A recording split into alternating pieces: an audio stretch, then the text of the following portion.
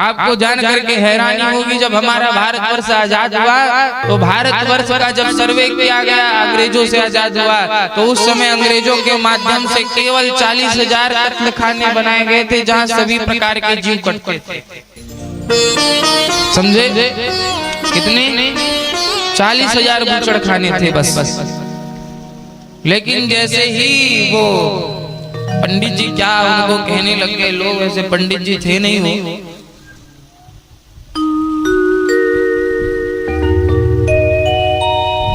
और आप सभी को पता है फिर क्या हुआ। आज कितने वर्ष में 76-75 वर्ष हो गए नहीं आजाद हुआ? कितने वर्ष? अमृत महोत्सव मना रहे थे 75 वर्ष का नहीं, अभी 76 वर्ष चालू है शायद, है नहीं? अमृत महोत्सव तो मना रहे हैं लेकिन हमारी गाय सुरक्षित नहीं है। जब जवाहरलाल नेहरू जी को जब ये भारतवर्ष का प्रधानमंत्री बनाने से पूर्व उनसे लिखित लिया गया कि आप क्या करोगे, तो उनके पत्र के सबसे पहले लाइन में, हेडलाइन में लिखा हुआ था कि सबसे पहले भारतवर्ष को गौ हत्या से मुक्त करें। सुनिए, ये वक्तव्य गांधी जी का भी था, इनका गांधी जी का भी ये वक्तव्य था। अमेरिका के म्यूजियम में आज भी ये पत्र रखे हुए हैं जिसमें जवाहरलाल नेहरू ने पहली बार शपथ पत्र दिया था। उसके बाद गांधी जी ने जो लिखा था कि इस भारतवर्ष में तुम वो बनोगे प्रधानमंत्री तो सबसे पहला तुम्हारा काम होगा भारतवर्ष में गौ हत्या बंद कर देना। उसके बाद भी नहीं हुआ। हमारे धर्म सम्राट स्वामी श्री कृपात्री जी महाराज ने विशाल आंदोलन किया। अकेले वृंदावन मथुरा से चले और दिल्ली जाते जाते तक लाखों लोग इकट्ठे हो गए। विश्व का सबसे बड़ा ऐसा आंदोलन था जिसमें गौ माता के लाखों लोग एकत्रित होकर के एक ही हुंकार में चिल्ला रहे थे, गौ हत्या बंद करो, गौ हत्या बंद करो। और उस समय इस भारतवर्ष में ऐसी क्रूर प्रधानमंत्री बैठी हुई थी राक्षसी के समान।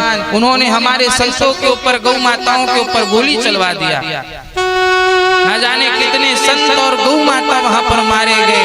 तो वहां पर स्वामी श्री कृपात्री जी महाराज शांत नहीं बैठे, क्योंकि स्वामी श्री कृपात्री जी महाराज साधारण नहीं, आज भी उनको प्रणाम किया जाता है, जयकारा लगाई जाती है। क्यों?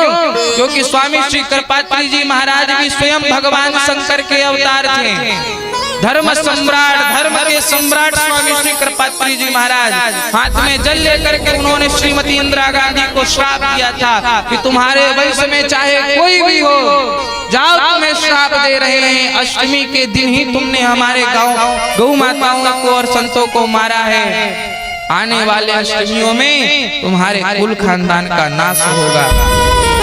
और उसके बाद से ले लीजिए श्रीमती इंदिरा गांधी, उस दिन का डेट निकाल करके देख लीजिए। जिस दिन इंदिरा गांधी मरी अष्टमी तिथि थी, राजीव गांधी मरे अष्टमी तिथि थी।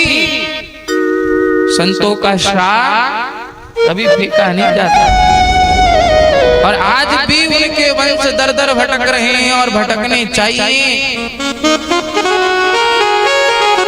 वो तो गांधी नाम लगा के चल रहे हैं भैया, उनका वंश का खुद नहीं पता उनको, क्यों मुसलमान हैं कि वो क्या कहते हैं ईसाई हैं कि फलाना है कि ढिमकाना है, कुछ नहीं पता उनको। बोले राहुल गांधी, फलाना गांधी, ढिकाना गांधी, बस नाम लेके चल रहे हैं। बल्कि छोड़िए इन लोगों का क्या है, इनका चलते रहेगा। लेकिन सनातन धर्म के जो प्रगाढ़ संत हैं वो कभी शांत नहीं बैठेंगे। परम पूज्य गोपाल मणि जी महाराज